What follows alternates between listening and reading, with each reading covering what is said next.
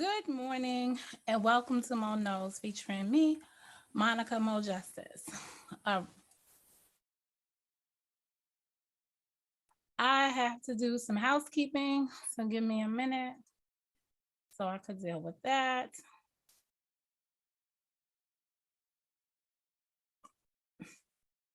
I'm getting closer than close to my overall goal. I like when I'm meeting my goals. Today's topic is Tuesday, so we are on Two Thoughts. Because that's what Tuesdays are about.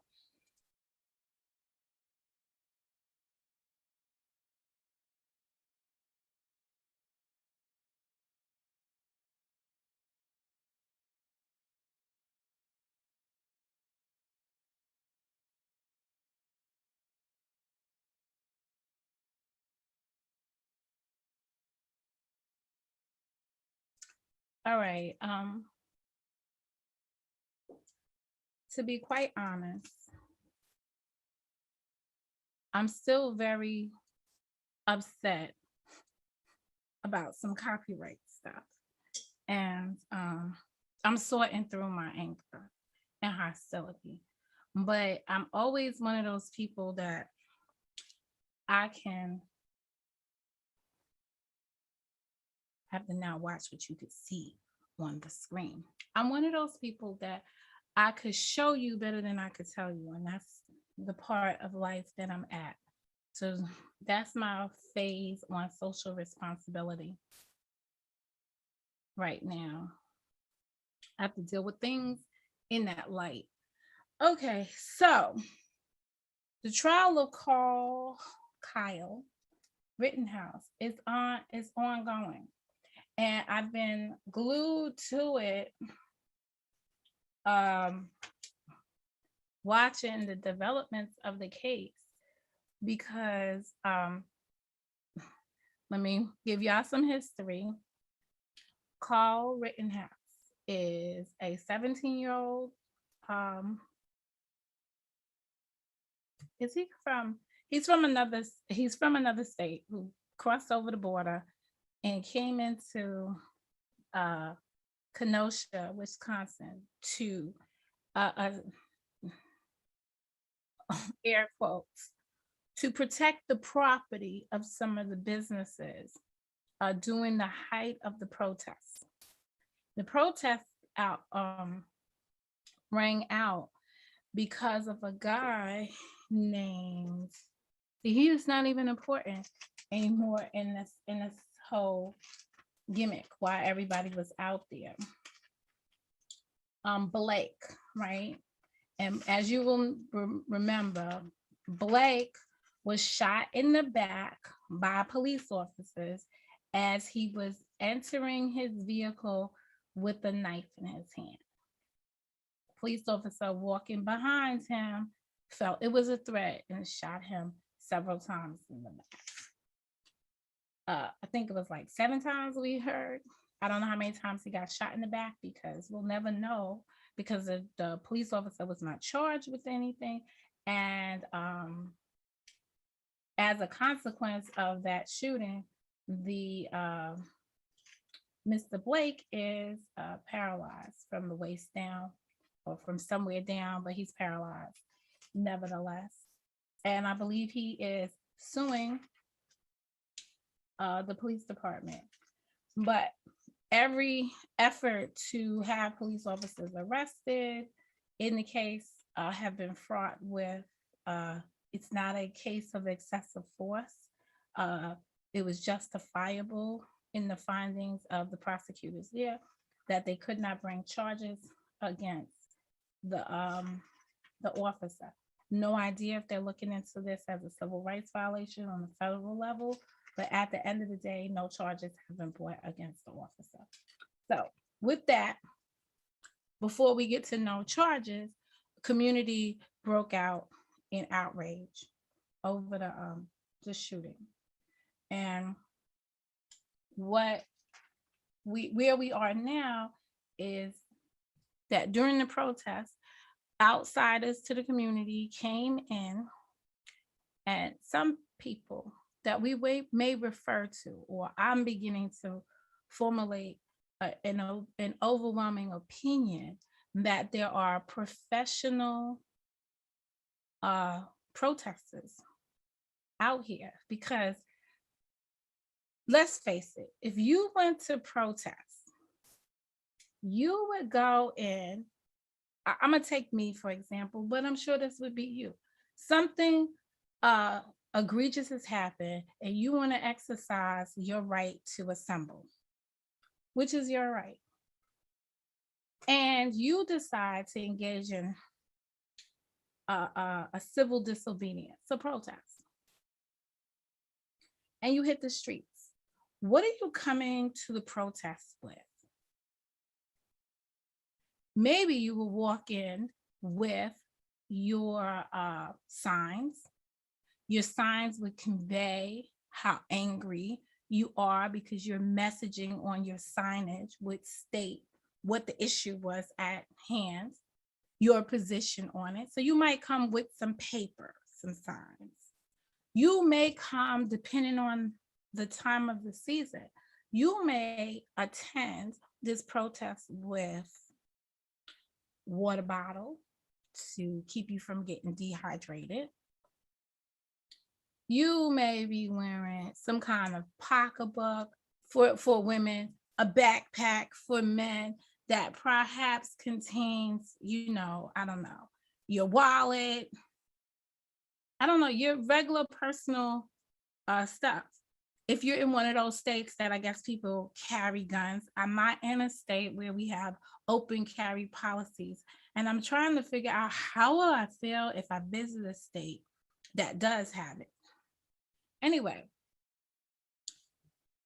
so in this case, people came armed with their shotties. They had their AK assault weapons strapped to the front of them in open view. I wonder what it's like being a police officer in those environments, because you have to be more I'm more ginger when dealing with the public. Anyway, at the end of the day, what would you come to a protest with, opposed to what the people in this case came to the protest with? Folks came with fire extinguishers. Like, that would be like one of the last things that I would have thought of bringing to a protest with me, a big ass fire extinguishers. Hey, Jumana. Oh, Karen, you changed your name to Karen's Perspective. Is that really Karen in the room? Lie to me. Say it ain't so. I ain't got time for it. Nah. So these people came to the protest with rifle guns. They came to the protest in military garb. Good morning, Renee. They came to the protest, and they call it militia garb, dressing, what they put on, right? And they came and they got dressed on the scene. They got dressed on the scene. Well, I like the name Karen's Perspective. Oh, that I like it. It's got a nice ring to it. Keep with that. I hope that does you well. It's well suited. Anyway, let me get back to Mo's perspective over here on this shit, because I just cannot believe that this is what people. So recently, or last year, I had a book on my book list. What is the guy's name? I'm gonna go run upstairs and get the book, because, hey, Lisa, he was speaking to us in the book. He was talking about his experience as a Black man being part of the Black Lives Matters movement, and the training he received as a protester. And I'm like, wait a freaking minute. I had no idea there was training to become a protester. But here in this case, as people take the stand, you find out that they have roles in the protesting. What do I mean that by roles? People come to the protest with distinct functions that they serve. So one of the men who was shot by Kyle Rittenhouse was there because he didn't come with no group. According to him, he came there to serve as a paramedic. He has some official formal training in that perspective. Hey, Sam Francis. And that is what he was there to do. He didn't come with any friends. So anybody he associated with at the time of the protest were alleged people that they do not know. Kyle Rittenhouse has the same type of story based on what we're seeing from the prosecutor's case. Who did they put on the stand so far? We've got forensics people. There's no denial that Kyle shot these people. The question is, what was it self-defense? And that's what the issue is. Both sides have put on their opening statements, which is to give you I'm going to say bird's eye view of their case, because this is the stuff they are hoping to prove. And normally the opening statements is what taints a jury's perspective on a trial. If you only go by the opening statement, and the judges impress upon people that the opening statement is not fact, that the opening statement is just outlining the case in chief for you. But until the evidence is presented, it is just that, an outline of what the defense is going to defend their client on, and what the prosecutor is going, the burden is on the prosecutor to prove a certain case. So in this thing, they both have had their opening statements, and they've been a bunch of malarkey. I will tell you that on day one, I was very concerned with the self-defense until yesterday, when the victim, who was there at the protest to provide medical support to protesters that got injured, gave us a snapshot or walked us through his thought process for getting there, his rationale for being there, his activities he engaged in prior to being shot at, why he ended up in the place where he ended up getting shot, and what was his mens rea, his thinking at the time he was getting shot. And actually, he just did what most of us probably would have done. He was scared. He thought he was going to die. Was he part of a group, an angry group chasing this dude down? No. The dude being Carl actually did stop and engage with him, or was engaging with him at some point before he shot him, when he asked him what's going on. And he says, Kyle responds, I'm going to the police. And then as he's explaining that he's going to the police, the crowd is saying, stop that dude over there. He just killed somebody. And you can see this dude is running in one direction at one point. He says that he ran in the opposite direction of Kyle to go administer help to the person that may need a medic. But he turned around and saw Kyle doing some other shit to the next person, and he went over there. He went into that direction or what have you. So it's kind of weird. But when you listen to all these people tell you or recall the events that took place during what would seem a chaotic situation, it's kind of hard to say, how would you think? What would you be thinking at this time? Unless you can really establish why was a person there in the first place? First of all, I think this prosecutor would have made more leverage if he would have charged everybody, including Kyle. Every person that took the stand right now should have been charged with violating the curfew, because none of those people were law enforcement and they were all violating the curfew, an imposed curfew that they were far well aware of before they got there. Who are the persons? So this guy, that's him. He got shot. It doesn't appear to me, if I was a 13th juror on this or in this case, I am not convinced that he was there or his actions were to endanger this Kyle guy, right? But it's for the prosecution to prove that Kyle did this intentionally, to kill this, to shoot at this man, and that his intent was probably to kill this man. They had no words exchanged.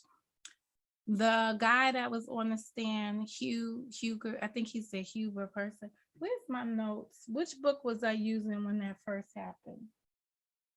This is why I can't. I remember we was in this book when this stuff first came out on my channel. Okay, I got some George Floyd up in here. So it was kind of hard listening to his recollection of what happened and why he did the thing, why he was there. But these people have a whole organization and a whole planned out how they get to these how they get to this stuff. All right, so that's not it. Look, I have to now be worrying about the stuff I show on the thing. So there's another, I'll put it in here. It's probably in here.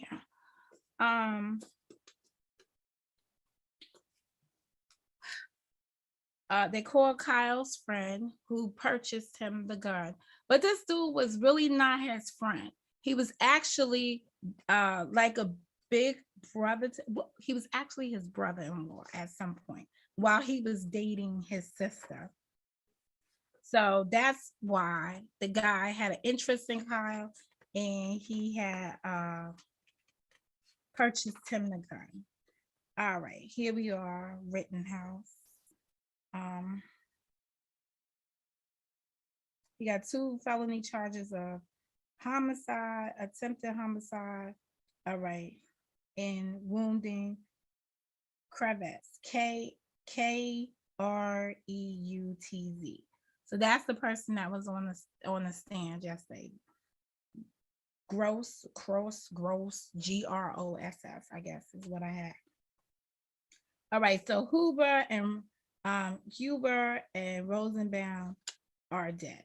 Now, interesting enough, Rosenbaum, which is the first murder, it's kind of weird because that's the most important murder in this little trifecta right there. This dude was a nutcase, which is, I think, what all of them are. That's why I'm focusing on the fact of professional protesters. These are people that see. Yeah, I don't know the guy's name. You looked it up to see who he was? I just going from my notes from a year ago. I knew the last name is Kreutz. I wasn't sure of the first name. I put Gross on my piece of paper, Gross. But if his name is that, the point is the next dude that's killed, Rosenbaum, he is the first person murdered by Rittenhouse. And his murder is what is the catalyst to all this stuff. So one, if you listen to all these people, they have no interconnection.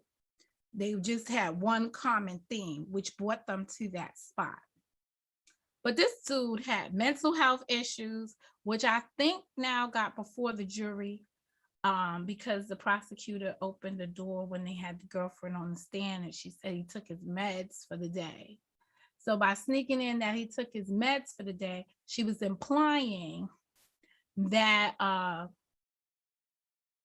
he had some mental health issues, and then the defense wanted to bring that out, right? And I don't know why they would want to bring it out, because from my perspective, and especially having some experience dealing with people with mental challenges, right? I don't know what's the good thing about bringing this to the forefront, because at the end of the day, this man was struggling with some mental issues. He had just come out of a stay in the hospital where they were adjusting his meds. So if you're really familiar in this area, you will understand how vital that is when someone is getting a medication adjustment. So they was adjusting his meds, and when they was so that was more or less him.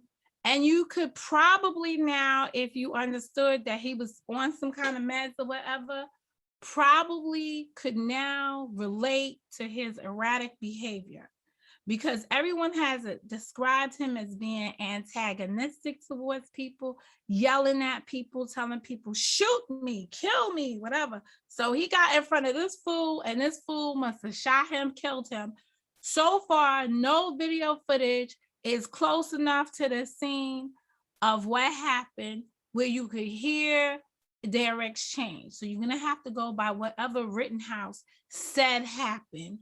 And the reporter that was running behind Rittenhouse, because he was interviewing Rittenhouse at the time, he gives an account on the day of or days later that would make you think he was scared. But on the stand, he gave an account that had you believe that, like, he didn't have no issues with what was going on with Kyle and stuff. I got to work on the lighting now. Okay, so that's one thing. But at the end of the day, the man has some mental issues, and now because the girlfriend opened the door for it, but the defense wants to use it. And see, I don't know what kind of people they have in their jury selection, but if people are sensitive to people with mental challenges, this might backfire for them. But if they're not, and they can't stand them, and they just are racist against, they have a bias. Let me not use racist. They have a bias towards it. They may not even want to hear this. If a person wants to paint an excuse for somebody's behavior, people might be inclined to say, I think it's just an excuse after the fact to describe this man who was menacing to this young boy, to this young man who at 17 obviously did not have the self-control or the coping skills or the best social skills in engaging with people. Most of the other people around him at the time, although they were all armed with rifles, they also tend to have some kind of discipline because they have some military background. So when somebody like Rosenbaum is in front of them, taunting them, they could stand there and not move or be bothered by it. It's not personal to them.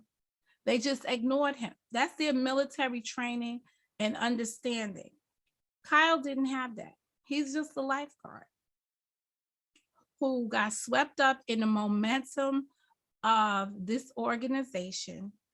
The guy with the K, he, in his recordings, because he was recording the activities down there that he was engaging in, in his recordings, he considered Kyle to be one of the Proud Boys or somebody's boys or he considered him to be one of the anti-groups, so one of the groups that were, I don't know which wing of it they are, but they're not people that I want to play with. Hey, cousin. So he was there, and it's quite alarming how these people feel their privilege have them in the environment. So yesterday we discovered, if you remember watching videos, you will see videos of Kyle walking towards the police, and it looked like the police giving him a pass, right? So you see him with his hands raised. This is after he's shot the people back there. So he's already shot Rosenbaum. He's already been jumped over by one dude and another dude that he done shot and killed. So he done shot a second person, and the third person he done shot. Now he's approaching the police. He's got his hands up. Police officer testified yesterday and said, listen, just because this weirdo was coming, I'm using weirdo, my word. Just because this weirdo was coming up with his hands up, he still was a threat to me as an officer. So yeah, no, I wasn't trying to help him. And when he got up on the car, up on the passenger side of the police car, guess what that police officer did? He sprayed that fool with mace. So when you hear that now Kyle gets back to his little group that he's with, he's probably telling them like, yo, it's scary out there. Cause I went over there. I don't even know how he got detached from the person he left out with, but I done had to shoot 3 people, probably killed 3 people. Maybe that's what he was thinking. He said, then when I went to go to the police, guess what? They maced my ass. So he hot-tailed himself out of there and went home. This is based on the testimony, not based on what we're hearing. These are now the facts that are in evidence at the court that I'm speaking on, not y'all listening to different YouTubers or listening to different reports or reading different stories. These are what the people testified to. This is what a jury is going to base their decisions upon. This is what we're hearing, and this is what we're seeing. So I'm trying not to give you my opinion on his behavior, but exactly what he said happened and what we got from the testimony. So from the guy who purchased him the gun, he says that when they linked up with him again, he's looking clammy, sweaty, scared. He's everything you just killed or could potentially kill 3 people. So they hot tail out of there, and he goes back home to the state he came from. And when he arrives home, his mama's not home. Now, I don't understand how this works, because it's somewhere in the wee hours of the morning now. Like we're probably somewhere like after midnight, because he turns himself in, I think it's like 2 a.m. or 1 something in the morning, to his local authorities. But when this guy takes him to his mama, what do y'all think his mama did? Shout out to his mama, because I think it's what, people hate to hear me talk about what mamas would do when they got their kids. We protect ours. She was up here plotting, like, where am I going to send my son? Which family member could take him? Oh my God, I don't want nothing to happen to my son. I can't even be mad at her for that, because it's like, that's what your mama will do. That's why people go home to their mamas, because a mother is supposed to protect her young. So I'm not even mad at her. I'm not even mad at her for trying to find another way. But anyway, the young man turned himself in with the support of his friend, the friend who helped him buy the gun. But the friend who bought the gun for him. Realizing that this is about to be a dip show for them, they start corroborating their stories on how they purchased the gun and whatever. So at the present time, the guy who purchased the guns, he is also facing charges, which they will go into court in January and do away with his charges. So most of the time, prosecutors press charges against witnesses to compel them to testify. Now, it is not the strategy there is to get a person to testify, and then they later drop the charges, or they the prosecutor, that is, will seek from the judge a lesser sentence, or will accept the plea and say, in return for his testimony and being honest at court, in the case, we've decided to only to convert this sentence from, instead of wanting to have him serve the 6 years in jail, we will take 5 years probation, 1 year incarceration, or we will drop this from a felony charge to a misdemeanor charge, or whatever. And that guy right now is facing the charges of buying him the gun, and like basically he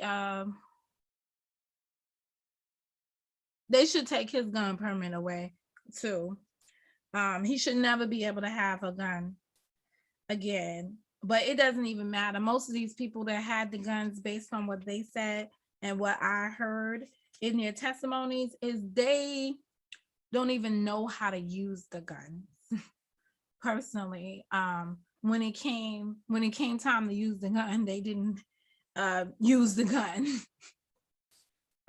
Most of them, I guess that would be them trying to say they was being responsible because they didn't use the gun.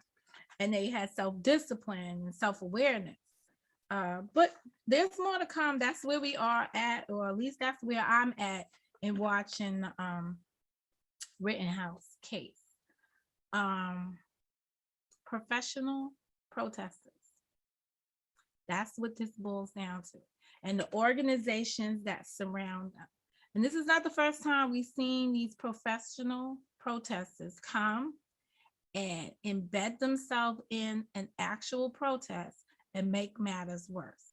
These people are all familiar. This network of people are all familiar with themselves.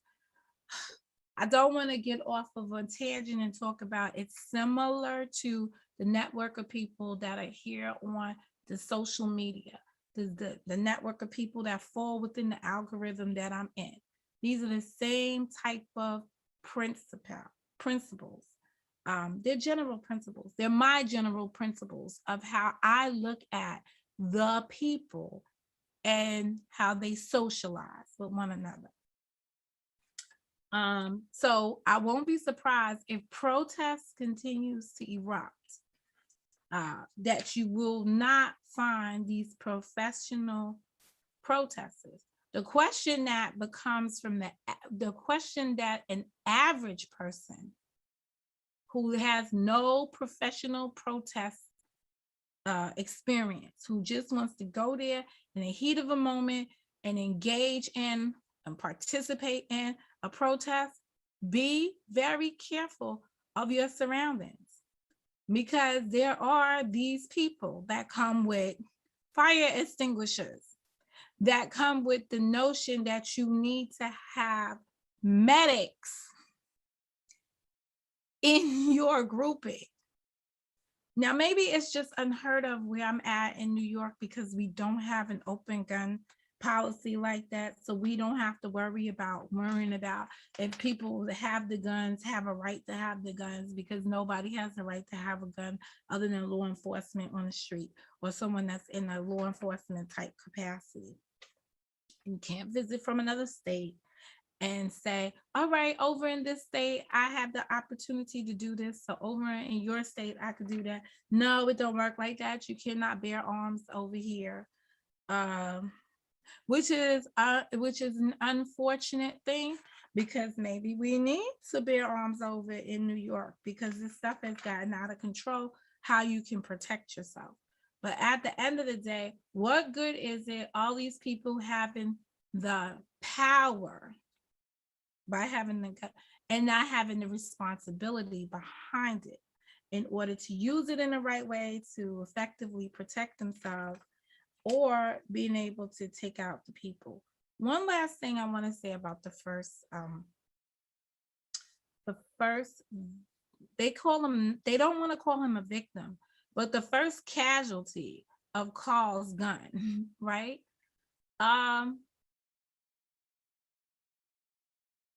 His girlfriend got up there and described being homeless and all these other stuff. So these people, when the defense puts on their teams, are going to sound like drifters, society's undesirables. I will not be surprised if they try to make them out or paint a picture of him that he don't even need to be here. He was just taking up space. That's what I forecast as coming, foreshadowing as coming, but I hope that's not the case. But as I was sitting there listening to how they questioned the girlfriend, and I don't understand why these junkies get on the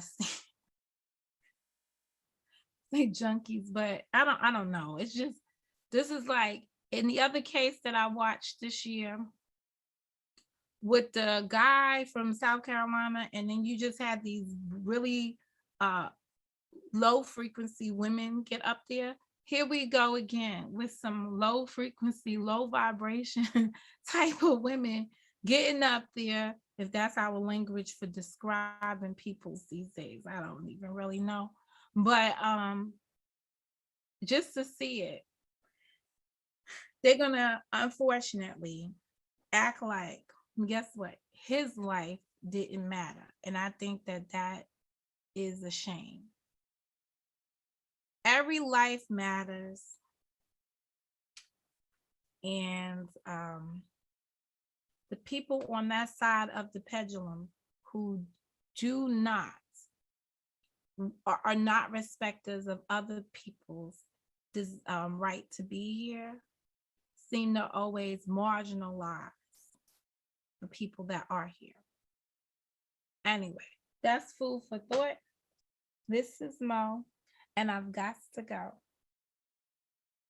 Oh, I just want to make sure that people remember what the channel is all about. It's about Mo Knows. Books, movies, and life. Today's broadcast was brought to you about life in the courtroom. If you loved my content, you should hit the like button. I know you're already subscribed, but perhaps you should share this out to somebody else so that they can opine on it. Hit away on the comment boxes. Let me know what you're seeing in the trial, and let me get a better understanding of your takeaway of what you've saw so far in the Kyle Rittenhouse case. And tomorrow I will come back to talk to you about some other things on the docket. This is Mo, and I've got to go. Hey, Yvonne, thanks for coming over. Hey, Miss